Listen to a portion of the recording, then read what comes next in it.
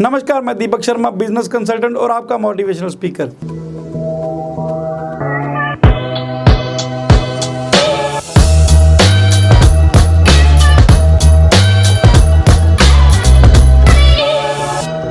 हम बात कर रहे हैं स्टार्टअप्स की। अब तक आपने 3 वीडियोस देख ली, इंट्रोडक्शन और उसके बाद 2 पार्ट्स। अभी हम बात हैं तीसरे पार्ट पे। तीसरा पार्ट क्या है हमारा? End user. जब हम कोई कारोबार करते हैं, सबसे मेन चीज़ हमें क्या चाहिए होती है? हमें कस्टमर चाहिए होता है। अगर कस्टमर होगा तो ही तो कारोबार चलेगा। इसलिए आपको अपना एंड यूज़र समझना बहुत ज़रूरी है, अपना कस्टमर समझना बहुत ज़रूरी है, और उसकी प्रोफाइलिंग हम कैसे करें ये चीज़ भी मैं आपको बताऊँगा। बेसिकली कस्टमर 2 तरीके के होते हैं। एक तो होते हैं एंड यूज़र, जो जिसके ऊपर हम आज वीडियो बना रहे हैं, और दूसरा होता है डिसीजन मेकिंग यूनिट। अभी इनमें दोनों में फ़र्क क्या है, इसके बारे में बात करते हैं। एंड यूज़र वो क्लाइंट होता है हमारा, जो क्लाइंट सीधा अपनी शॉप पे गया और वहाँ से उसने हमारा एक प्रोडक्ट ले लिया। सपोज़ कोई शैम्पू ले लिया या कोई आप साबुन बनाते हो, वो डायरेक्ट उसको पे किया और डायरेक्ट वहाँ से ले लिया। वो तो हो गया हमारा एंड यूज़र। उसके बाद आता है डिसीजन मेकिंग यूनिट। इसके ऊपर हम अलग से भी एक वीडियो बनाएंगे। ये होते हैं जो लोग इनको इन्फ्लुएंस करते हैं आपका प्रोडक्ट लेने के लिए। इनमें कौन कौन से लोग आ जाते हैं? जैसे चैंपियंस आ जाते हैं। उसके बाद सेकंड कैटेगरी आ जाती है प्राइमरी इकोनॉमिकल बायर्स, और तीसरी कैटेगरी इसमें आ जाती है इन्फ्लुएंसर और परचेजिंग डिपार्टमेंट। ये तीनों क्या क्या काम करते हैं इसके बारे में हम डिस्कस करते हैं। और इसमें सबसे पहले आ जाता है चैंपियन। चैंपियन कौन होते हैं? चैंपियन वो लोग होते हैं जो हो सकता है आपका प्रोडक्ट सीधा तो ना खरीदे, लेकिन वर्ड ऑफ माउथ से पब्लिसिटी आपकी इतनी कर देते हैं कि लोग आपका प्रोडक्ट खरीदने के लिए रेडी हो जाते हैं, कि लोगों को बताते हैं कि ये प्रोडक्ट अच्छा है। जैसे नॉर्मली बात करते हैं, अपने दोस्तों तक बात पहुंचाते हैं, अपने रिश्तेदारों तक बात पहुंचाते हैं, बातों बातों में ही आपकी ऐड कर जाते हैं। वो लोग होते हैं चैंपियंस। उसको आप अपने एडवोकेट्स भी बोल सकते हो, अपने एडवर्टाइजर भी बोल सकते हो, फ्री की ऐड कर रहे हैं आपकी वो। उसके बाद सेकंड आ जाते हैं प्राइमरी इकोनॉमिक बायर्स। ये वो लोग हैं जो आपका प्रोडक्ट लेते तो हैं लेकिन यूज़ नहीं करते। सपोज जैसे कोई आप कपड़े धोने की साबुन की बात कर लो, वो कोई आदमी खरीद रहा है या उसकी वाइफ खरीद रही है, लेकिन वो उसको यूज़ कर रही है उनके घर पे जो काम करने वाली मेड है। तो आपका प्रोडक्ट तो उन्होंने लिया डायरेक्ट इनडायरेक्ट वे में, लेकिन उसको यूज़ नहीं किया, यूज़ उसकी काम वाली ने किया। तो आपका प्रोडक्ट भी बिक गया और आपको वो एक नया कस्टमर मिल गया जो आपका प्रोडक्ट डायरेक्ट यूज़ नहीं कर रहा। तीसरे पॉइंट पे आ जाते हैं इन्फ्लुएंसर।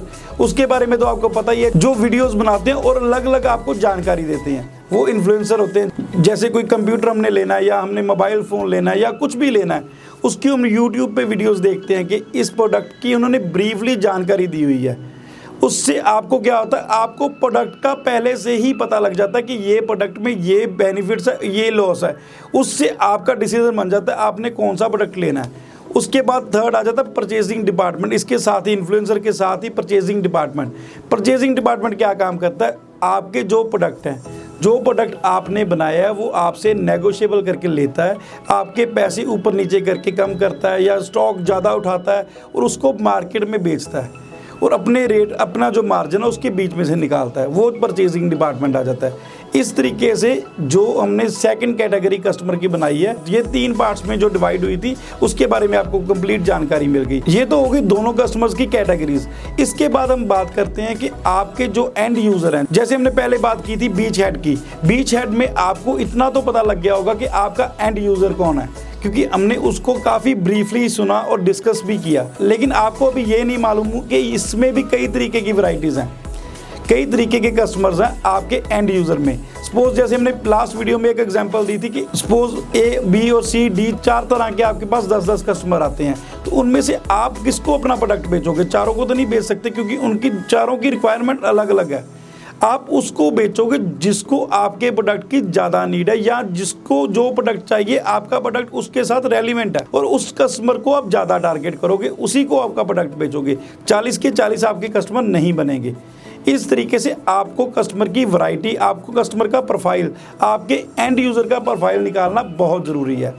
इसके बाद हम बात करेंगे 2 एग्जाम्पल के साथ। ये 2 कैटेगरीज में है। जैसे मैं आपको 2 एग्जाम्पल्स दूंगा, B2B की और B2C की, जिससे आपको समझ लग जाए कि आपके एंड यूज़र आप कैसे निकाल सकते हो। सबसे पहले बात करते हैं हम पतंजलि की। पतंजलि को पता लग गया कि हमारे जो कस्टमर्स हैं वो छोटे शहर या मीडियम सिटीज़ जो हैं उनमें हैं। बड़े शहरों में वो दिल्ली, मुंबई में या कलकत्ता में अपने क्लाइंट्स ज़्यादा नहीं ढूंढते। अभी आप देखोगे बड़े बड़े जो मॉल्स होते हैं वहाँ पे भी उनका जो सामान होता है बहुत कम होता है। पतंजलि का सामान आपको डिस्प्ले पे नहीं मिलेगा, लेकिन उन्होंने क्या किया, छोटे शहरों में अपने छोटे छोटे मॉल्स बनाने शुरू कर दिए ताकि उनका कस्टमर इजी टू अप्रोच कर सके उन तक और वहाँ से उनकी रिक्वायरमेंट के अकॉर्डिंगली सामान ले सके। इस तरीके से उन्होंने अपना एंड यूज़र ढूंढ लिया। उसके बाद बात करते हैं B2B की। B2B में हम ज़ोहो की एग्जांपल ले लेते हैं। ज़ोहो को पहले दिन से ही पता था कि हमारा एंड यूज़र कौन है। उन्होंने छोटे एंटरप्रेन्योर, छोटे बिजनेसमैन, छोटे जो दुकानदार थे उनको टारगेट किया। उनको अपने सॉफ्टवेयर्स दिए मंथली बेसिस पे, जैसे 1500 रुपये महीना ज़ोहो का प्लान चलता। अच्छे सॉफ्टवेयर्स मिल जाते हैं, आपको कोई आईटी कंपनी बनाने की ज़रूरत नहीं, आपको आईटी के स्टाफ हायर करने की ज़रूरत नहीं पड़ती, आपको किसी एजेंसी की ज़रूरत नहीं पड़ती और वहाँ से आपकी प्रॉब्लम सॉल्व भी हो जाती है। आपको CRM मिल जाता है और अलग अलग तरीके के आपको सॉफ्टवेयर मिल जाते हैं। इस तरीके से B2C की एक एग्जाम्पल होगी और B2B की एक एग्जाम्पल होगी। इसके बाद मैं बात करता हूँ 11 पॉइंट्स की, जो 11 पॉइंट्स आपको पता करने में हेल्प करेगा कि आपका एंड यूज़र कौन है और उसकी प्रोफाइलिंग हम कैसे करें। अगर आप इनको फॉलो करते हो तो 100% आपको पता लग जाएगा आपका एंड यूज़र कौन है, आपने कहाँ पे मेहनत करनी है, कौन से कस्टमर को टारगेट करना है। अब बात करेंगे हम 11 पॉइंट्स की, जिससे आपको पता लगेगा कि आपका एंड यूज़र कौन है। ये 11 पॉइंट्स नहीं, 11 टेम्पलेट्स है जिसको आपने एक चेकलिस्ट बनानी है, आपने नोट करना है और नोट करने के बाद उसको इम्प्लीमेंट भी करना है। क्या क्या ये 11 चीज़ें हैं। सबसे पहले चीज़ है जेंडर। जो क्लाइंट आपके पास आ रहा है उसका जेंडर क्या है, वो मेल भी हो सकता है, वो फीमेल भी हो सकता है। आपने ये नोट करना है आपके पास मेल ज़्यादा आ रहे हैं या फीमेल्स ज़्यादा आ रही हैं। उसके बाद सेकेंड आ जाता है एज रेंज। कौन से लोग आपके पास ज़्यादा आते हैं, आपके पास यंगस्टर ज़्यादा आते हैं, आपके पास 30 से 40 साल के लोग ज़्यादा आते हैं या आपके पास ओल्ड एज लोग ज़्यादा आते हैं, आपका प्रोडक्ट ज़्यादा कौन पसंद कर रहा है। उसके बाद आता है इनकम रेंज। थर्ड पॉइंट अपना इनकम रेंज। नो डाउट किसी आदमी की हम एग्जैक्ट इनकम नहीं पता कर सकते, लेकिन हमें उसके स्टैंडर्ड से, उसके बातचीत करने के तरीके से या उसके प्रोडक्ट खरीदने के तरीके से भी उसकी इनकम का हम अंदाजा लगा सकते हैं। इसीलिए मैंने इनकम रेंज बोला है, वहाँ से हमें पता लग सकता है। उसके बाद आता है फोर्थ पॉइंट जोग्राफिकली लोकेशन, वो रहते कहाँ पे हैं। उसके बाद पांचवा आ गया मोटिवेशनल, कि वो किस चीज़ से मोटिवेट होते हैं, आपके क्लाइंट किस चीज़ से मोटिवेट है, किस चीज़ की इंस्पिरेशन लेके चलते हैं वो। उसके बाद आता है छठा question, what do they fear most.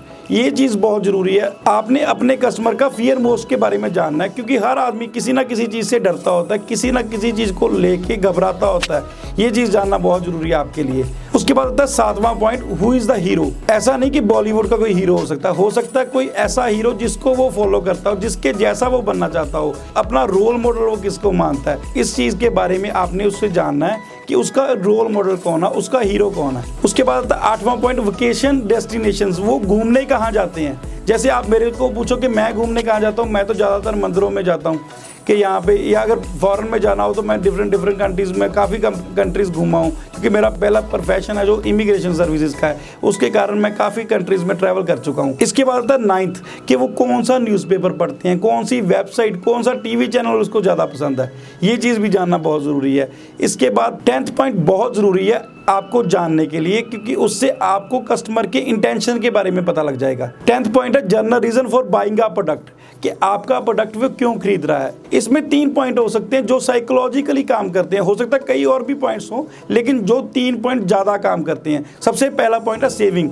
हो सकता है आपका जो प्रोडक्ट है, आपकी जो सर्विसेज है, वो उनको जो पहला प्रोडक्ट था, इससे पहले जो प्रोडक्ट यूज़ कर रहे थे उससे हो सकता सस्ता हो, उसके कारण उनकी सेविंग हो रही हो। आपकी जो सर्विसेज है पहले उनकी सर्विसेज से सस्ती हो, उनकी सेविंग होगी। दूसरा पॉइंट आ जाता है उनका इमेज। इमेज क्या होती है, सपोज आपका कोई प्रोडक्ट खरीद के, आपकी कोई सर्विसेज लेके मेरे को अच्छा फील होता हो, मेरे को प्राउड फील होता हो। सपोज मैं जैसे टाइटन की वॉच बांधता हूँ, तो मैं एक दिन ले लूँ रोलेक्स की वॉच, और रोलेक्स की वॉच तो टाइम तो दोनों ही दिखाती है, टाइटन की वॉच भी दिखाती है और रोलेक्स की वॉच भी दिखाती है, लेकिन मेरे को मेरी इमेज तो लगी ना, मेरी इमेज बढ़ गई यार, मैंने आज बड़ी घड़ी ली है, मैंने बड़ी कंपनी की घड़ी बांधी है आज, उससे मेरे को इमेज में फर्क लगता है अपनी। और इसमें तीसरा पॉइंट आ जाता है पीयर प्रेशर।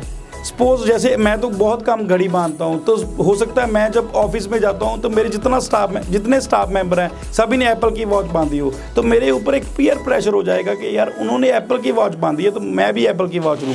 ये मेरी रिक्वायरमेंट नहीं थी, लेकिन मेरे को एक पीयर प्रेशर लगा, उसके कारण मेरे को एप्पल की वॉच खरीदनी पड़ी या रोलेक्स की वॉच खरीदनी पड़ी, क्योंकि मैं उनकी बराबरी करना चाहता हूँ। ये होता है 10वां पॉइंट, रीजन क्या है आपका कस्टमर आपका प्रोडक्ट खरीद रहा है। उसके बाद लास्ट पॉइंट आ जाता है what make them special and identifiable. इसके ऊपर हम ज्यादा प्रेशर क्यों देते हैं? सिर्फ इस कारण के आपको आपके कस्टमर की स्टोरी पता होनी चाहिए। आपके कस्टमर की स्टोरी क्या है, वो कहाँ से शुरू होकर कहाँ तक पहुंचा है। इस चीज को अगर आप फॉलो करोगे, ये 11 के 11 पॉइंट्स की आप चेकलिस्ट बनाओगे, आप इसको अपने कस्टमर से भी पूछ के फिल कर सकते हो। आपको नॉलेज के लिए, आपको फीडबैक के लिए भी ये काम आएगा। इससे आपको आपका एंड यूजर मिल जाएगा। इसके बाद ये जो 2 काम आपने करने हैं, जो पहला काम है आपने जो 11 पॉइंट्स, 11 चेकलिस्ट, 11 फ्रेमवर्क जो आपने तैयार की है उसको आपने रिवाइज करना है। और सेकंड वीडियो जो हमने बनाई थी, जो इससे पहले वीडियो आपने देखी बीच हेड मार्केटिंग, उसको इसके साथ कंपेयर करना और साथ में जोड़ के देखना है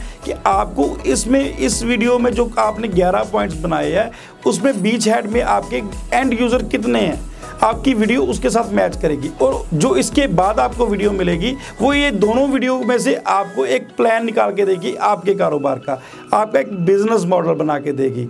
आपको कोई एंड यूज़र में समझ ना लगे, आपको कोई बीच हेड में समझ ना लगे, किसी चीज़ में ना समझ लगे तो स्क्रीन पे चल रहे नंबरों पे ज़रूर कॉल कीजिए।